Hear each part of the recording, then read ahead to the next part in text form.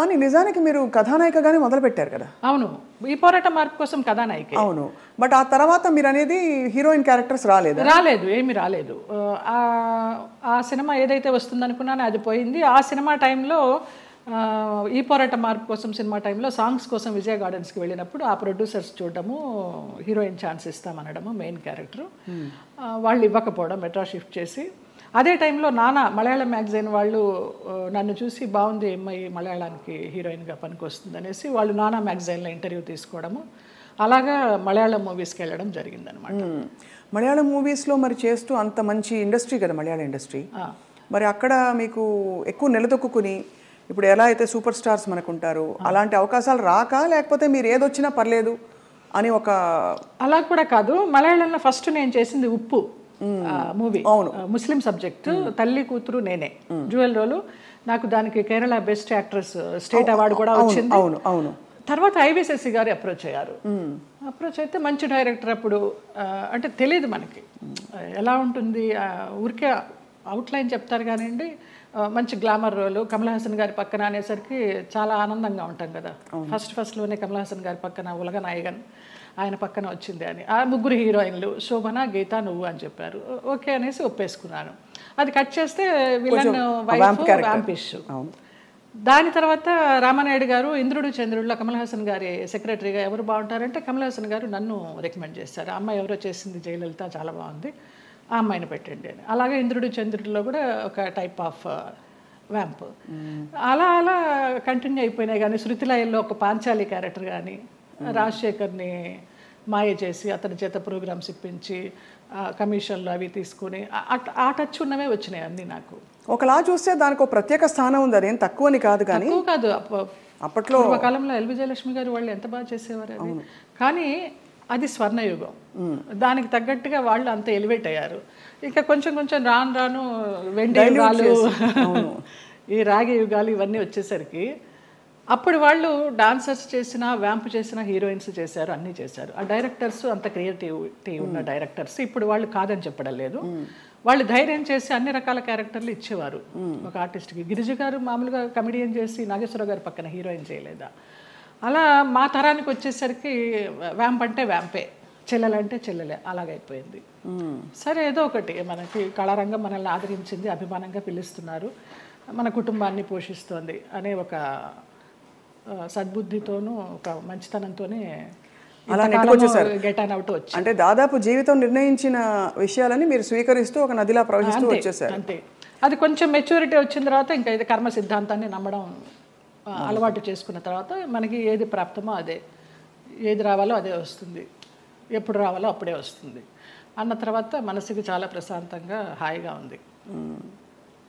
ఇంత అందమైన జయలలిత గారు అప్పుడు ఒక అమ్మాయి, అఫ్కోర్స్ నాన్నగారికి పరిచయాలు ఉన్నప్పటికీ కూడా ప్రతి చోటికి నాన్నగారు రాలేరు కదా, మీ రక్షణ మీరు ఎలా చేసుకున్నారు?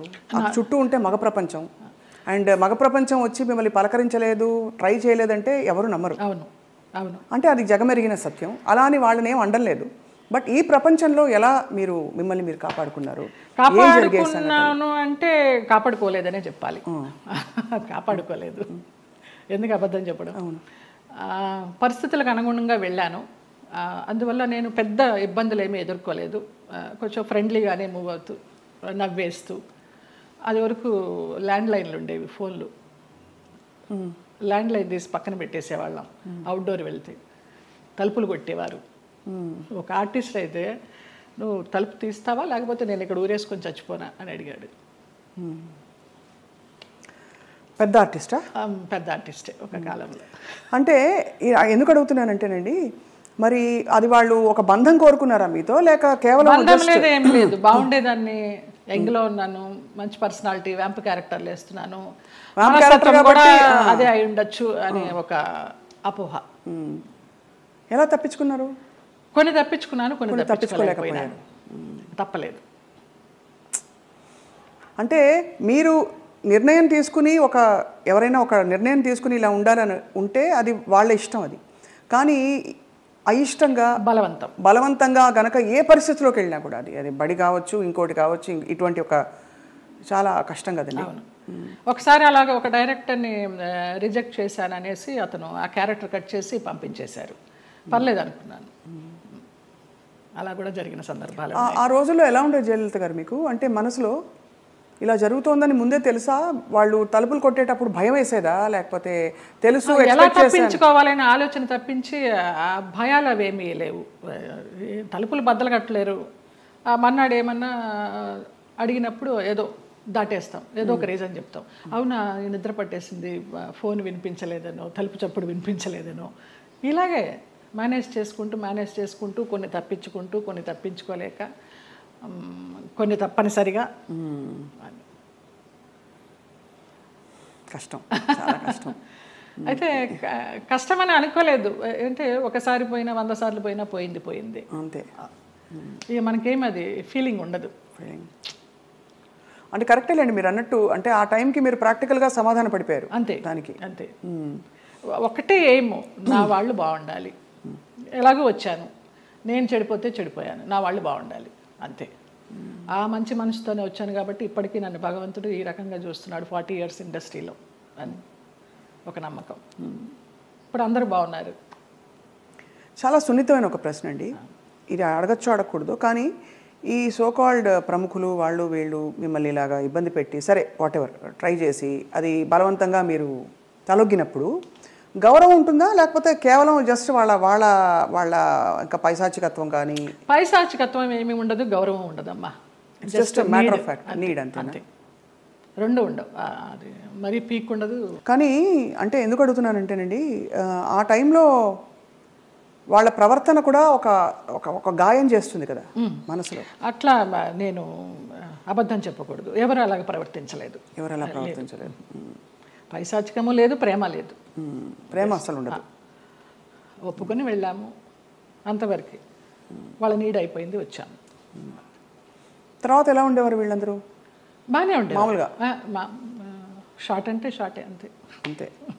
సో అది అలాగా ఒక ప్రొఫెషనల్ సిస్టంలో దాదాపు ప్రతి హీరోయిన్కి, ప్రతి అందమైన నటికి ఇది సర్వసాధారణమైపోయిన పరిస్థితులు వచ్చాయి అనే ఒక బాధతో తప్ప మరీ మిమ్మల్ని ప్రోబ్ చేసి ఇబ్బంది పెట్టాలని కాదు జయలలిత గారు. అయ్యో లేదమ్మా. ఎందుకు అది నామ్ అయిపోవాలి, ఎందుకు ఒక బెంచ్ మార్క్ అయిపోవాలి అని అంటే, మనం ఈరోజు అనేక కమిటీలు పెట్టడాలు, ఇండస్ట్రీ ఇతర వర్క్ ప్లేసెస్లో వేధింపుల కమిటీ ఉండాలని చెప్పి, అంటే వేధింపులని వ్యతిరేకించే కమిటీలు. బై గాడ్స్ గ్రేస్ మాకు అట్లాంటి వేధింపులు ఏం లేవు, కానీ తప్పలేదు. అంటే అది కరెక్టే. అంటే వేధింపులు లేకపోయినా ఒక పాయింట్లో మీరు ఎస్ చెప్పకపోతే మీకు అవకాశాలు తగ్గిస్తాం అన్నది ఒక వేధింపే కదా. అవును అవును. అంటే మీకు టాలెంట్ ఉండి కూడా చెప్పాను కదా, ఒక డైరెక్టర్ పంపించేశారు సుగం క్యారెక్టర్ అయిన తర్వాత అనేసి. ఆ పేరు నేను అడగను, ఎందుకంటే మిమ్మల్ని ఇబ్బంది పెట్టను. వారు గనక ఇంకా ఉండుంటే గనక ఇంకా ఇబ్బంది పెట్టను. లేరు, పోయినారా? Okay. Malayalam director. Okay okay. Telugu ఇండస్ట్రీలో బాగానే పోనీ మన ఇంటి పిల్ల అని ఏమన్నా అక్కును చేర్చుకున్నారా మిమ్మల్ని? ఇక్కడ కూడా ఇదేనా? అక్కున చేర్చుకోలేదు, చీకొట్టలేదు. రైట్.